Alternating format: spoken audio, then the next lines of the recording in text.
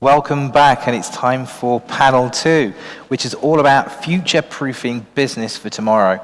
And also, how do we create that city of 1,000 unicorns that Thibaut eloquently talked about on the first panel? So right now, I would like to invite my guests to the stage, please, for panel 2. Firstly, Bilal Sabouni, the Managing Director, Middle East and North Africa and Turkey for Guidepoint. Bilal, welcome to the stage. Please, again, a round of applause for our panelists. How are you? Next up is Genny, Ghanimeh, who is a well-known UAE entrepreneur. She's the founder and CEO of Mind Cloud Tribe and the Mind Academy Tribe. Welcome to the stage, Genny. Great to see you. Next up, we've got Sumanta Roy, who is the Vice President and Regional Head of TCS Middle East, Africa, and Mediterranean, a big patch. That's Tata Consultancy Services. And finally, we have Madan Mohan, who is the Director and the Technology Advisor of MBG Corporate Services. Please welcome to the stage. So this is the panel where we're going to get into the weeds of what businesses need to do to embrace the opportunity ahead of us that all this technological change is providing for us. Sumanta, I'm going to start with you, if I may. We heard in panel 1 much about the bigger picture, about how the tide of digital transformation is going in one direction forward. How critical is it for businesses to stop right now and look at what they're doing and examine their digital strategies and go, right, it's time for change? Otherwise, do they risk being left behind? Right. Thanks, Scott. So I think if you look back, ever since the barter system, business has mimicked the way humans interact. Okay, and today, we as humans, we emote through smileys. We talk about our hopes, dreams, likes, dislikes, the happiness index that Moza talked about, all digitally, right? And therefore, business has to mimic the human interactions and therefore be digital. And because of that, it is very, very important that all enterprises look at their products, their processes, and their relationships and see whether they are digital. In fact, in TCS, we had this tagline saying, default is digital. And that is what it's going to be, because we as human beings are taking digital first as the way of life. And therefore, every business has to do the same, immaterial of the size, whether it's large, small, niche, broad-based, everybody will have to do it. Genny, digital is default, Sumanta says. You're a tech entrepreneur yourself. You've had tech businesses in the past. You now teach budding entrepreneurs how to take advantages of the opportunity in front of them. What are you teaching them, particularly in the technology space? Hi, Scott, first. And hi, everyone. I tell them a lot of things when it comes to entrepreneurship, but in particular, when it relates to the digital age that we live in, there are 4 basic things that they have to follow. Okay. Number 1 is to be flexible, meaning everything is moving very fast. Technology is becoming obsolete in like 6 months sometimes. They have to keep updating themselves, and they have to keep producing, for example, new features without being too much, because also their customers wouldn't like it. Mm-hmm. So it's always about being flexible, updating what's not working. Let's move forward for what's working. Second, it's about leveraging technology, meaning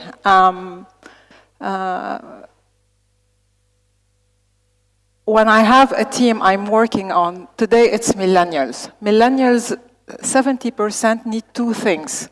1, they need opportunities to grow, mm-hmm. and they need an efficient remote workplace.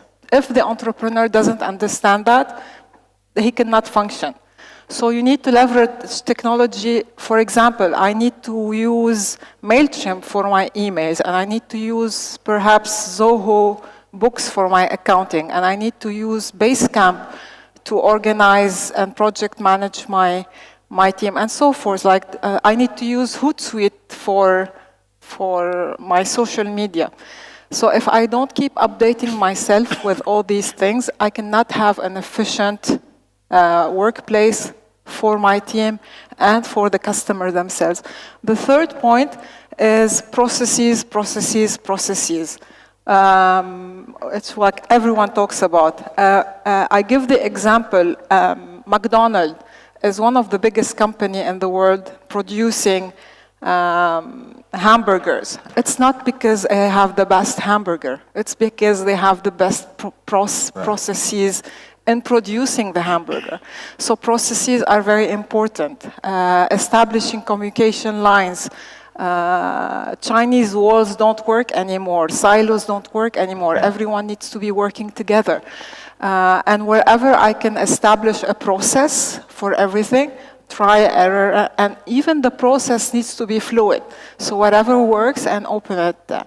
And the last thing for entrepreneurs in the digital age is going back to first point, which is being flexible, is also to act fast and learn how to fail. When something is not working, it's okay, we move forward, we test something else and see what's working. So these are the things mainly for... So we've got four pillars there then, yeah? Be flexible. Processes. Leverage technology. Leverage technology and act fast and learn how to fail. Bilal, congratulations, by the way, on your recent golden visa. Thank you very much. So you're a business leader, you've been there and done it. What from what Genny said there rings true for you? What are the lessons you've learned on your journey? Yeah, so a key theme of this panel and for the forum is, future-proofing businesses. And, the advice of yesterday would have been to future-proof against a global virus. The advice going forward is to future-proof yourselves against a global virus. Right. But this time a slightly different virus. So instead of a biological virus, which we've all come to kind of understand and work around, the next global virus could very well be cyber. And this was referenced in the earlier panel with Thibault from BCG. He mentioned it and stressed on it. It is a theme that businesses need to embrace. They need to be worried about. The colonial pipeline was referenced, but it's, cybersecurity is an issue that has hit home in the region. Just a few weeks ago, Aramco announced that it was impacted with ransomware. So ransomware is going to be the next evolution, next concern that is going to hit businesses, not just the size of Aramco, but all the way down to affect the sizes of companies across this entire room.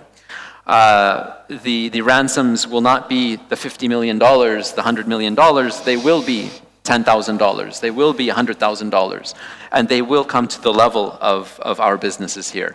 A frightening statistic, hospitals in the US, can anyone guess, what percentage of these hospitals have a cybersecurity officer or a cybersecurity department? These are hospitals with hundreds of thousands of files, millions of files. Is this under Donald Trump's administration or the new administration? Current, today, the subsequent fallout from the previous campaign. But 85% of hospitals in the US are absolutely not equipped to face any kind of cybersecurity threat. Their idea of being fully buffered against any cybersecurity issues is to have Norton updated. And that just is woefully inadequate for tomorrow's business landscape. A friend of mine recently described cybersecurity as like life insurance.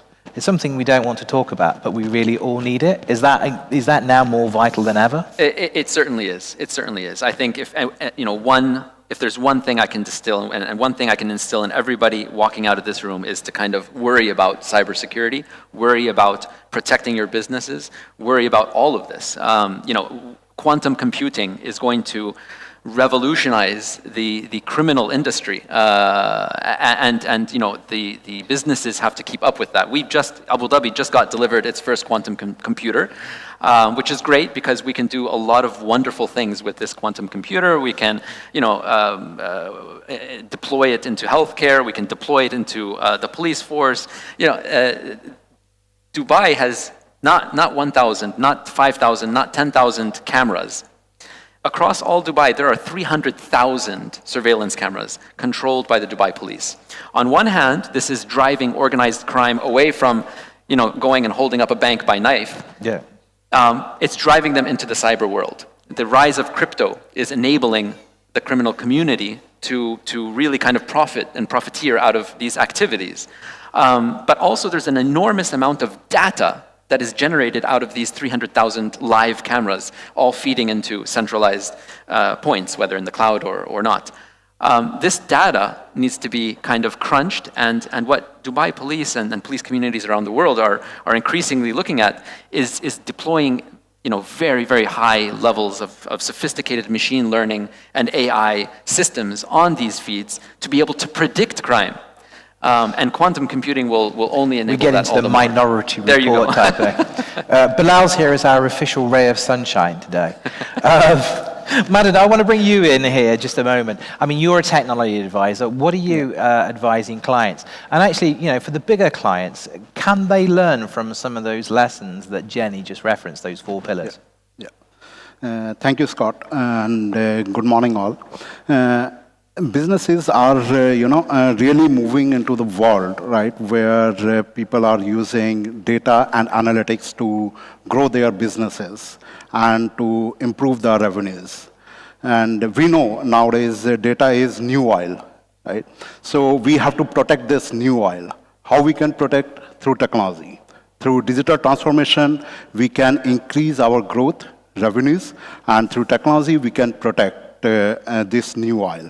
And I always say, if you don't know the risk, it is the biggest risk of the company.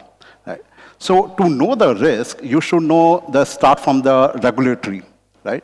What are the regulatory in that region, right? Towards cybersecurity, towards data protection, right? Especially for UAE, we have many regulatories towards data protection. If your company is in DIFC, right? So there is a DIFC protection law. ADGM has their own data protection law.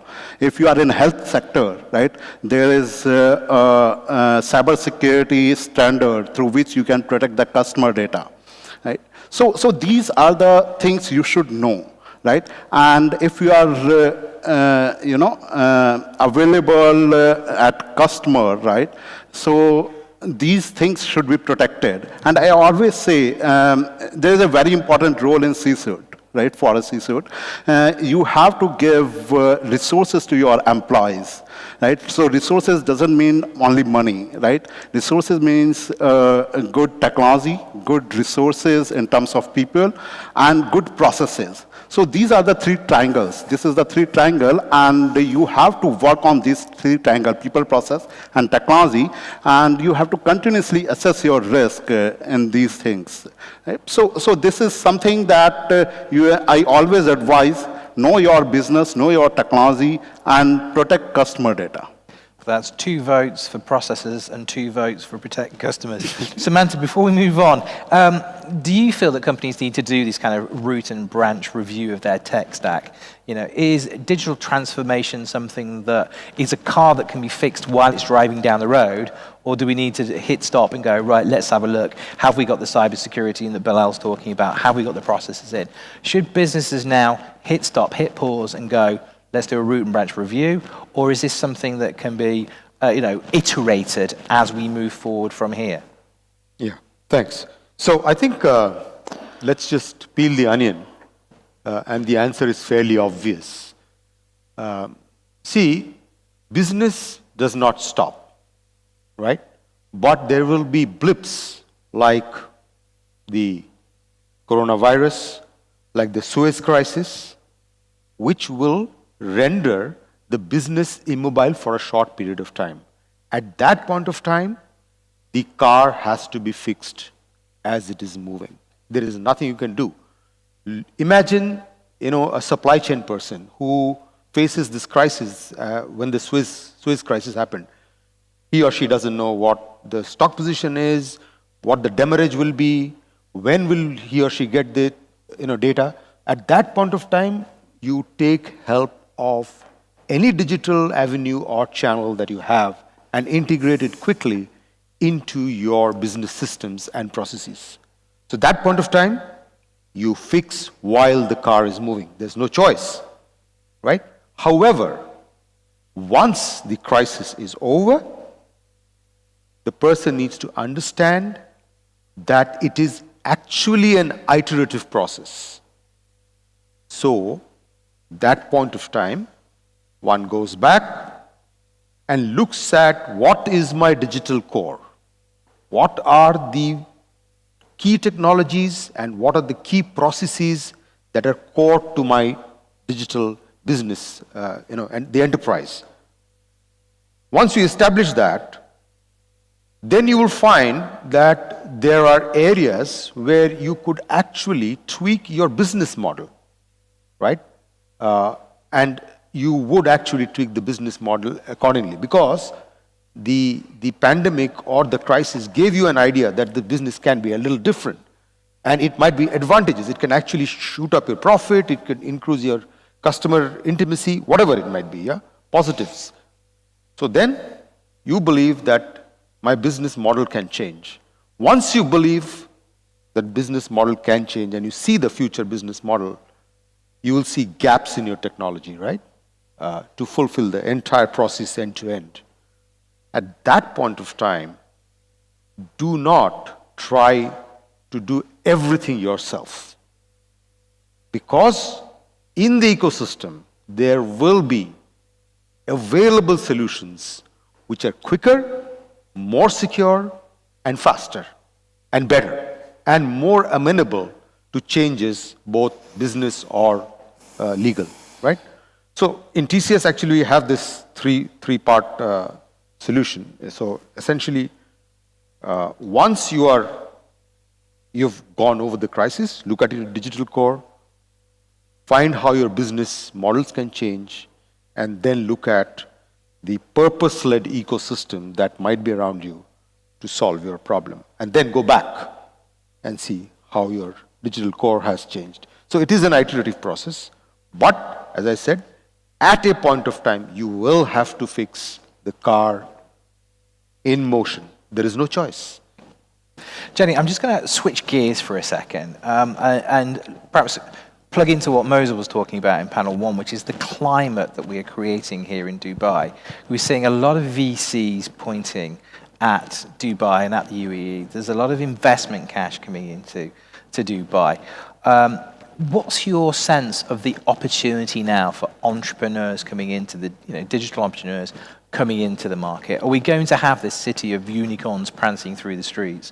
And also, what can established businesses learn from the new entrants that are coming in and those skills that you were talking about in your first answer? For the newcomers or new entrepreneurs, not only in Dubai, generally, it hasn't been any easier to establish a business. Like I could today open a bank account without even stepping into the bank. There's even virtual KYC. I opened a branch in France last year. I didn't even go to France. It was all done online. Like it hasn't never been so easy. Also, some content companies, e-commerce companies are just starting on platforms like YouTube or Facebook Shops. It's very easy today to start a new idea, but it's also, it hasn't been any harder to succeed. It's very hard. And that's because of two things. One, because it's that easy, so there's more competition, and there's fierce competition. And so many choices also are not great for customers because they would be lost. And there's a second component is the unicorn companies, they are monopolizing markets and audiences. Like how can I compete with the big ones, right? But this is where technology is also helping the small ones. So I'm going to give an example. And going back to, again, leveraging technology and understanding what it's doing. Let's say I'm going to launch a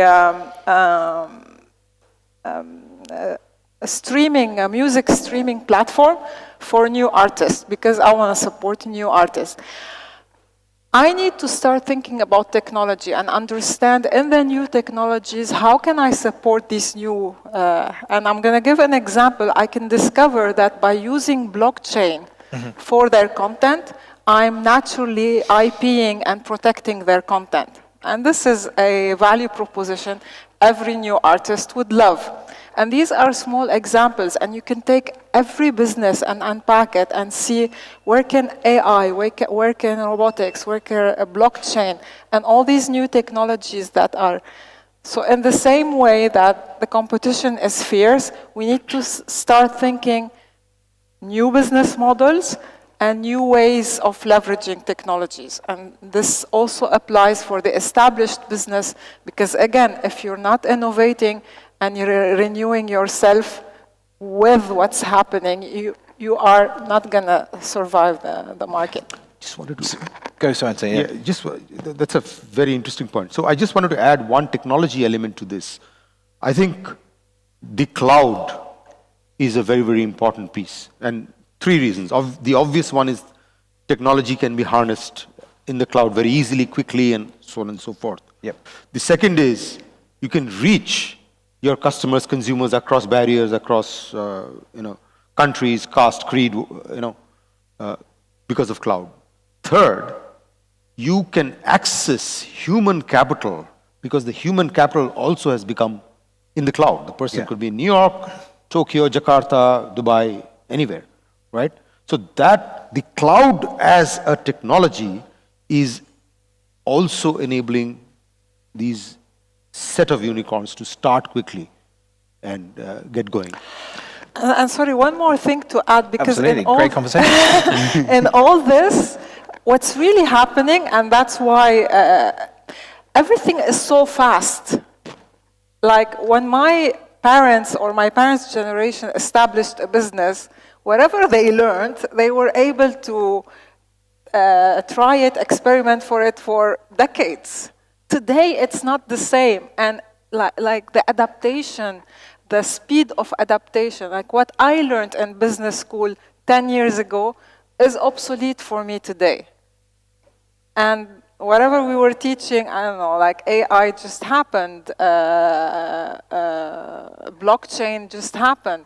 Like when I was a fintech entrepreneur 10 years ago, I didn't even know these terms. I didn't know they existed.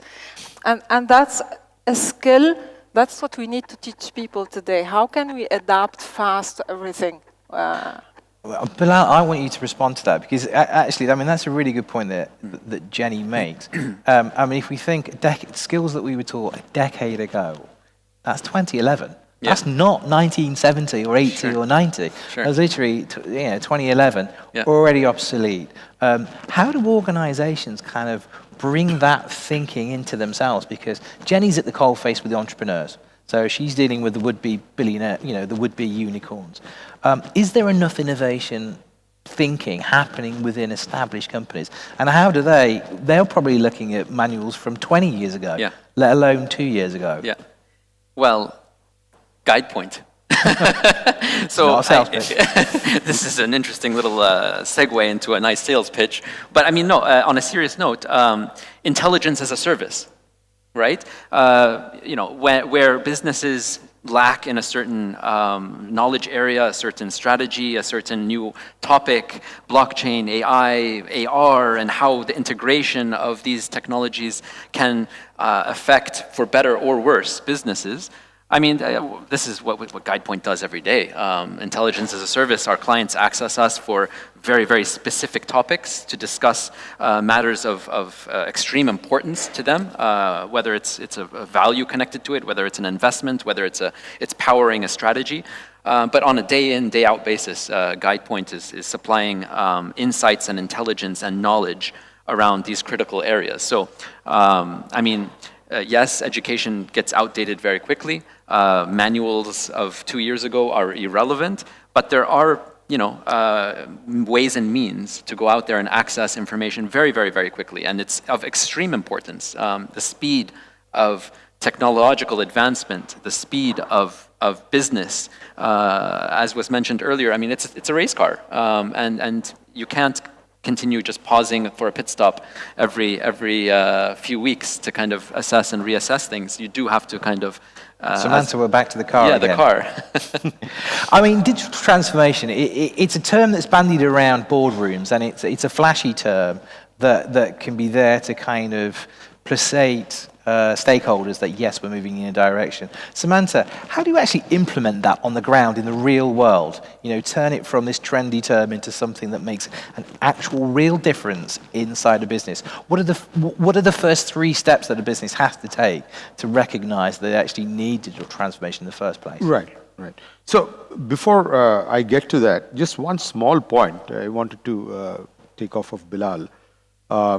See, we people my age whose birth certificate is a historical record, we have. I feel you. So we have been brought up, when we consume, we look at features, right? If the camera had one camera had 100 features versus 98 of the other, I bought the camera that had 100 features. Today's people, today's youth, they look at ease of use. Feature is a software that can be inserted at any point of time. In any part of our life, that is true today. Okay? Be it the courtesy lamp in your car, you want to change that color from yellow, golden yellow to white, done. I mean, on a software. It'll change the wavelength of the bulb. It can be done. So, essentially, it is the ease of use. Okay? And today, when business is looking at expanding its business, consolidating its business, that's the first thing that one should keep in mind. It is the ease of use. You are going to have the ability to keep on improving it. You need not get it first time right. So again, I'll go back to what I said in the previous conversation. It is, again, a 3-step process. You find your digital core. You look at how you will innovate your business models with that digital core. And 3, access the ecosystem that is there. And this is exceptionally true, especially for startups as well as large enterprises also. And if you look at the governments across the world, okay, there are nuances of helping, let's say, small enterprises do it. For example, I'll just take an example of the open banking system. Yeah. Okay. Now, as you know, the UK and the European Union has fairly done it. Bahrain has implemented it. Saudi Arabia about to implement it. UAE and US have taken a little different approach. It's not legal, but it's fintech and ecosystem driven. But the point is, everywhere there are available technologies, processes that one has to be aware of and take advantage of that. That is the fundamentals. And again, the ease of use is the fundamental cornerstone. And I just to add there, be an early adopter. I think Yes. Don't wait. With technology, the early adopters are the winners. It's not like a technology of 50 years ago, 60 years ago, and the thought processes of yesterday, where businesses hold out to see the outcomes of a certain. Works or not. No. If you hold out and resist change, digital transformation, adoptions of technologies, if you hold out to see how the market will react, you would have been wiped out. Madan, I can see you nodding vigorously, so I'm going to tag you in. Genny, I can see you in the corner of my eye as well. So Madan, you go. I want to add on Madan's. So post-COVID, or if I say first phase of COVID, right, we are not facing much challenges towards, convincing the board members towards the, adoption of technology or digital transformation. Why? Because most of the CEOs, right, they want to cut down the cost on operational side. as well as they want to increase the customer experience, right? And if you want to achieve these two things, obviously you have to adopt the digital transformation, right? And I can say basically, if you want, there are multiple examples. So I'm taking one example of robotic process automation, right? In a robotic process automation, it's a small bot, right, which you can implement in any kind of processes, right? Any kind of processes, which will help you to improve the efficiency of the process, as well as there would be a reduction of almost 100% error, right? So this is how we provide the POCs to the CXOs, and on the spot, right?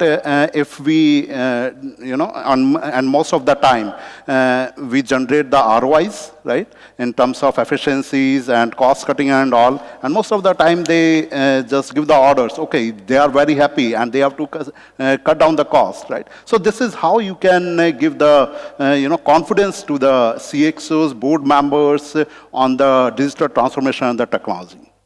Okay, Genny. Yeah, so your question was about digital transformation and what companies should do. And I think like digital transformation is such a loaded term, like nobody really understands what it is because it's so many things. Digital transformation for Arabian business is different than digital transformation for a bank, different than for a hotel chain. Each company, it's different. And I think this is where it should start.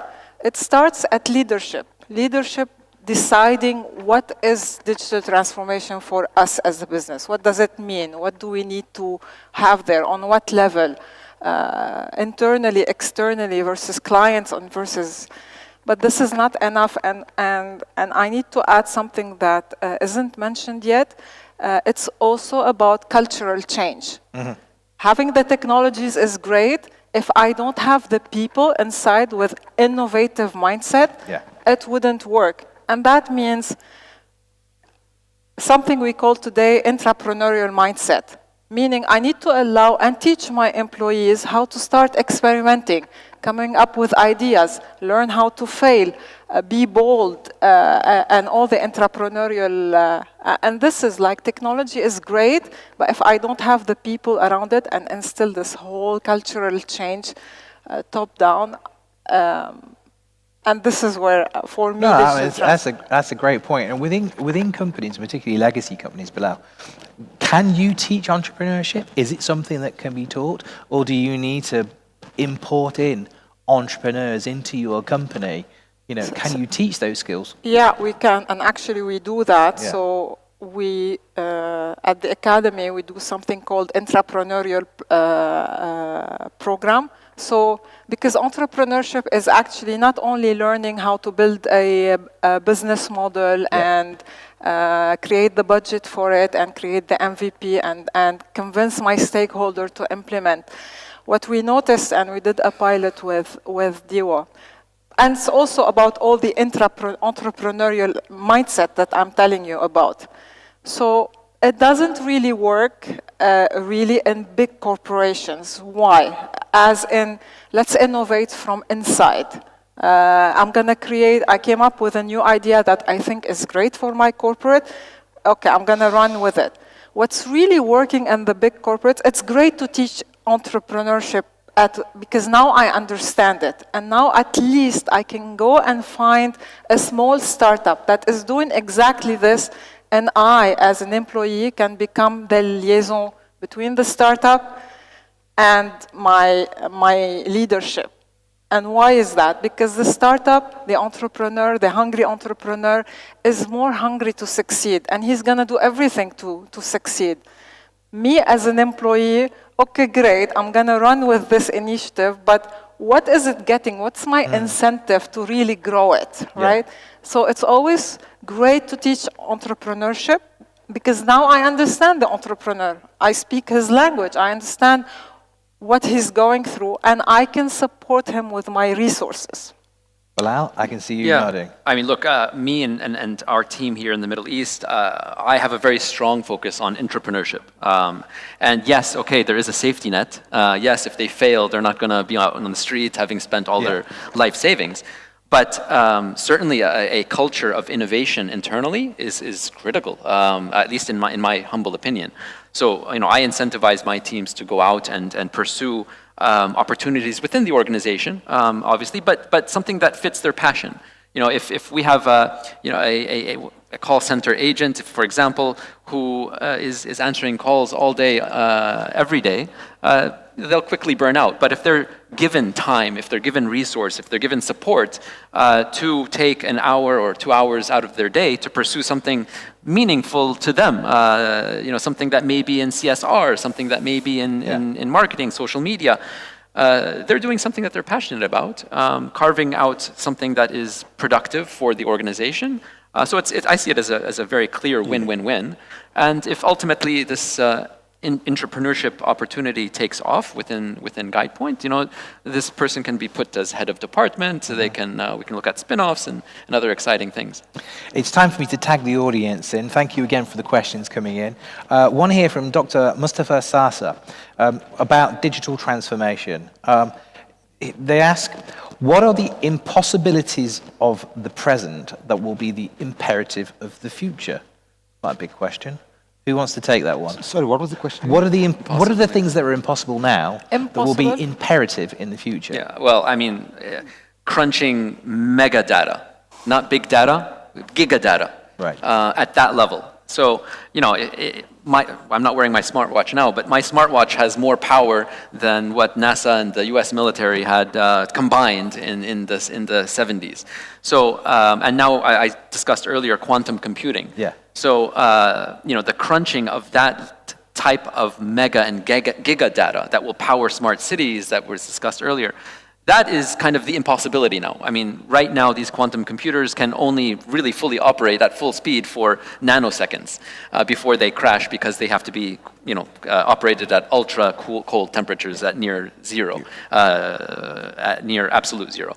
But yeah, going forward, that will be the imperative. But that's just a question of time, isn't it? That's just a question of improving technologies. Sumanta, nodding your head again. I want to focus on 2 points. One is the human being who's going to be living for 100+ years is being born today.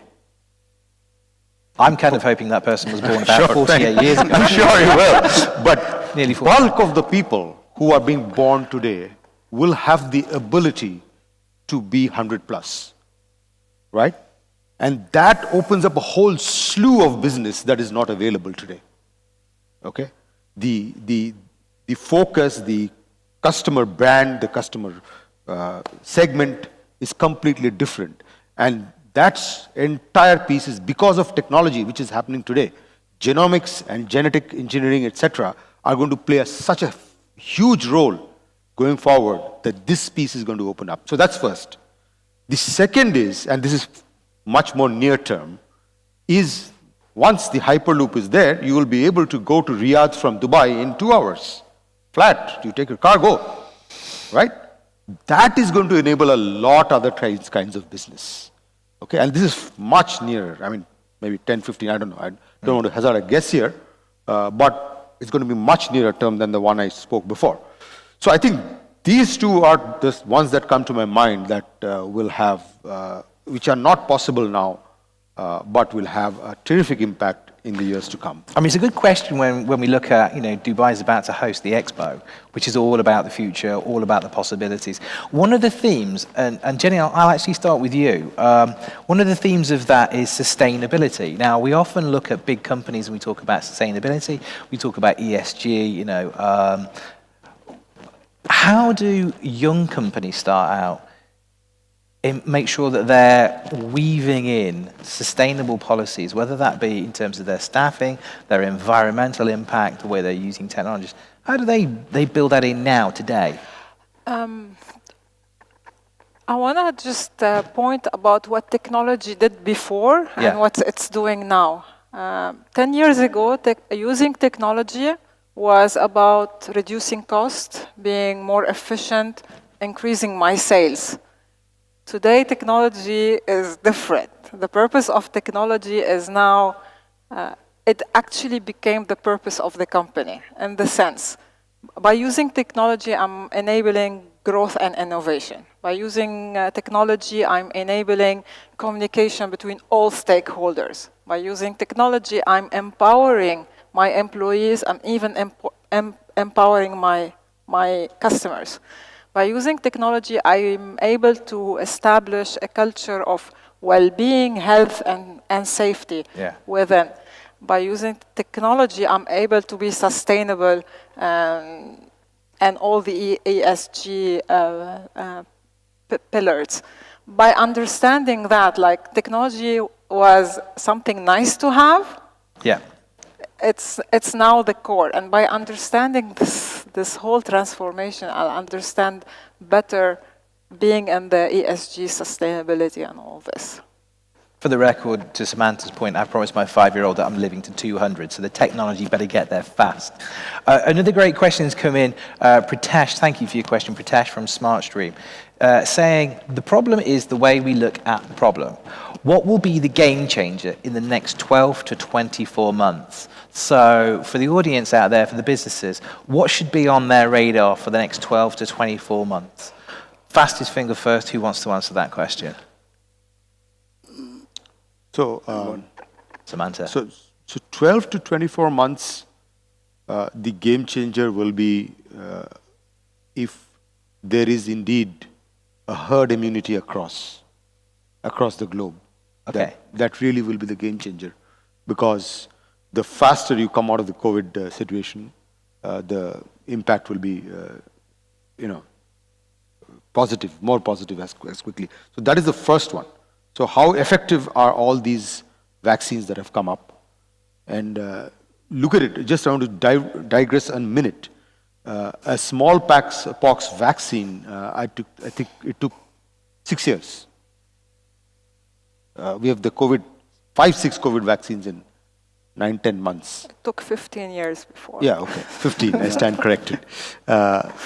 So that's the point. How effective are these, and how quickly will the globe see a herd immunity is something that's going to affect immediately in the next 12 to 24 months.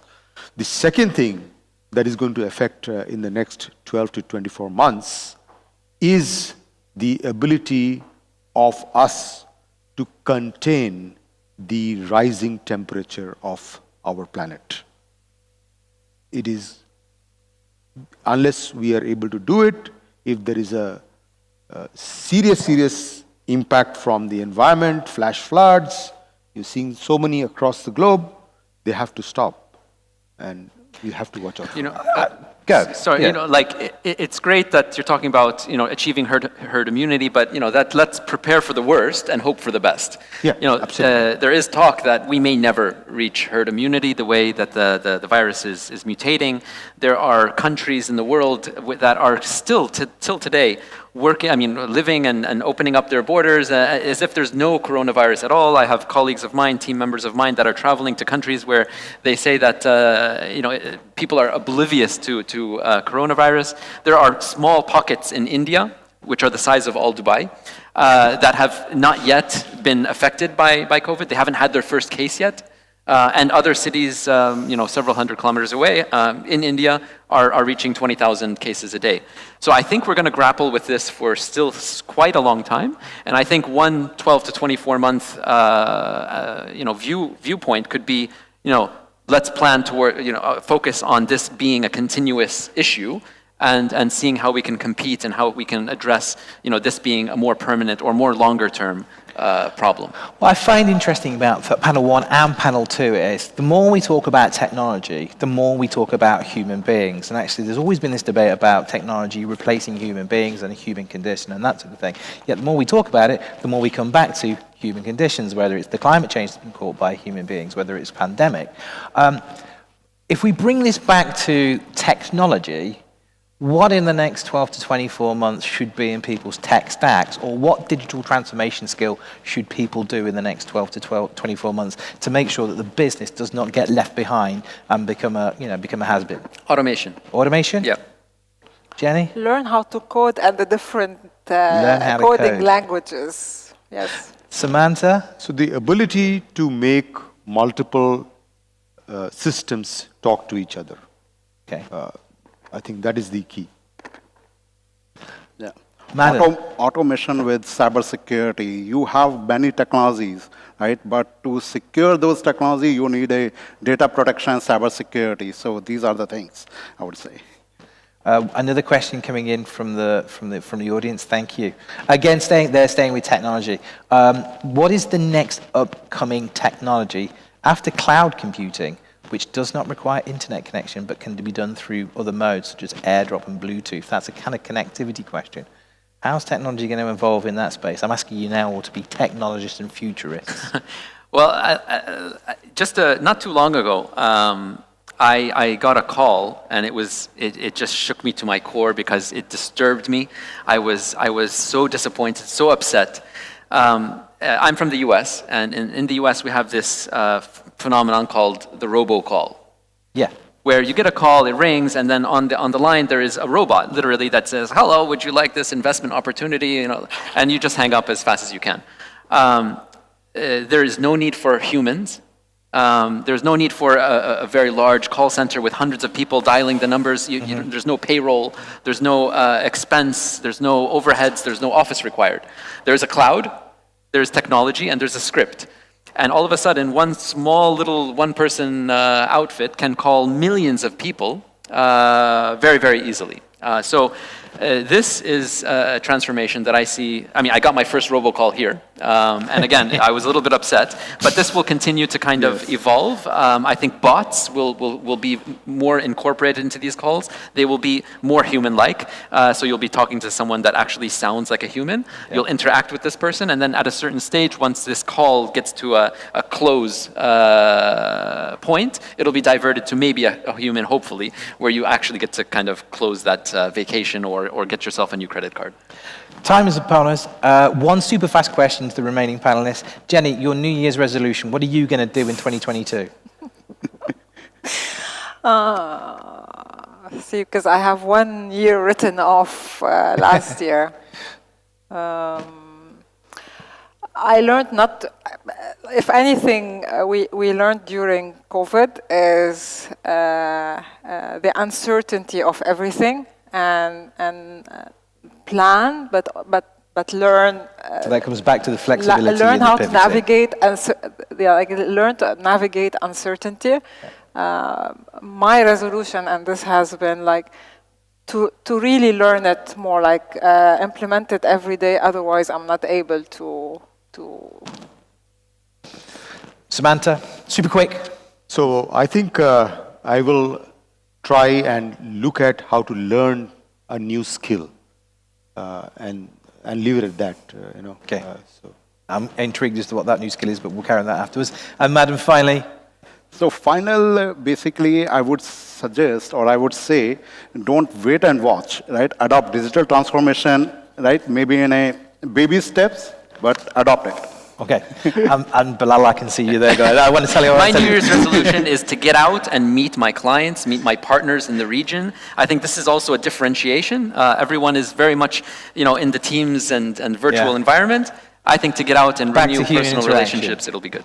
Right, well, it's time for a bit more humor and interaction right now because we're going to take a break for 20 minutes, go and get coffee, go and recharge, download what's been said, let your brains buffer for a moment. We'll be back in 20 minutes for 2022. Please, not 2020. Well, yeah, back in 2020. Very shortly for panel 3 and panel 4, which are really exciting. I can promise you Tesla trucks and more unicorns.